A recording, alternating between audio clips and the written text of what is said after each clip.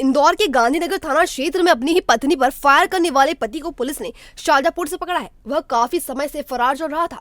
आरोपी ने पुलिस को गुमराह करने के लिए लूट की कहानी गढ़ी थी, लेकिन जब पुलिस ने जांच की तो सच से पर्दा उठ गया।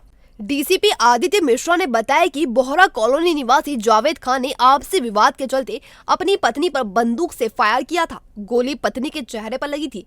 आरोपी जावेद ने पुलिस को गुमराह करने का प्रयास किया और बताया कि ऑटो से जाते वक्त उसके साथ लूट की वारदात हुई, जिसमें महिला को गोली लगी। लेकिन जब पुलिस ने ऑटो चालक के बयान लिए तो उसने ऐसी किसी भी घटना से इनकार कर दिया। जिसके बाद पुलिस आरोपी के घर पहुंची तो वहां खून के धब्बे मिले, जिससे सारी घटना का खुलासा हो गया। दरअसल आरोपी कुछ समय पहले ही जेल से छूटा था और पत्नी से विवाद के बाद उसने उस पर फायर किया था। घटना के बाद से वह फरार था और पुलिस लगातार उसे ट्रेस करने की कोशिश कर रही थी।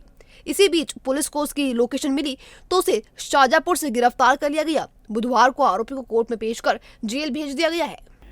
कुछ दिनों से जो एक अपराध था गांधीनगर में 307 का, जिसमें एक महिला के मुंह पे गोली लगी थी, उसके संबंध में जो आरोपी था वो फरार चल रहा था। लगातार पुलिस उसको ट्रैक कर रही थी और उसी के बाद जब उसके बारे में सूचना मिली तो एक टीम को शाजापुर रवाना किया गया था। वहाँ शाजापुर के पास से उसको गिरफ्तार किया गया है और उसको न्यायालय पेश किया गया। लेकिन सर, प्रारंभिक तौर पर इन्होंने घटना के दौरान बताया था हमारे साथ लूट हुई, और किस बात को लेकर इन्होंने ये बात को छुपाई?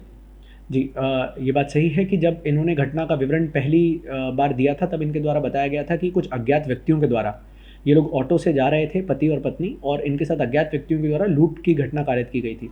परंतु जब जिस ऑटो के बारे में इन्होंने बताया था उस ऑटो ड्राइवर के बयान लिए गए तो उसने ऐसी कोई भी घटना के बारे में नहीं बताया।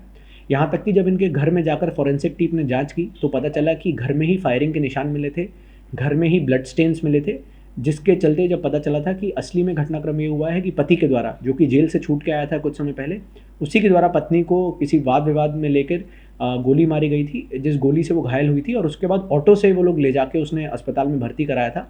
परंतु इस पूरे घटनाक्रम को छुपाने के लिए और अपने आप को आरोप से मुक्त कराने के लिए उसने ऐसा झूठी कहानी रची कि उसके द्वारा लूट की घटना कारित हुई है। फरारी के दौरान जिसको गोली मारी थी उसी के साथ रहता था?